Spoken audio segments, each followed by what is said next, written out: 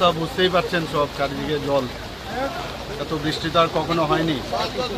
South ডিস্ট্রিক্টে যা আমার কাছে খবর আছে প্রায় 375 মিলিমিটারের মতো বৃষ্টিপাত হয়েছে। অন্য জায়গায়ও আমি যে শুনেছি প্রায় 250 এরকম 350। তো এরকম বৃষ্টি তো আর কখনো ত্রিপুরাতে মানে আমার জানা মতে হয়নি।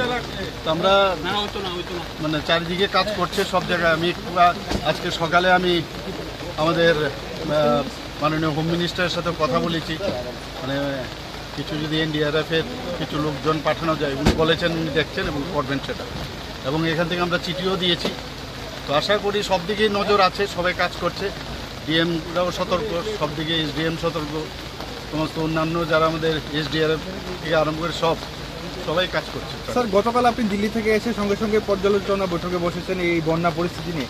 এখন পর্যন্ত কতজনের প্রাণ হানি হয়েছে? এবং এখন অবধি তো আমার কাছে যা খবর আছে 7 জনের মতো, আর 2 জন বোধহয় এখনও ওদেরকে পাওয়া যাচ্ছে না।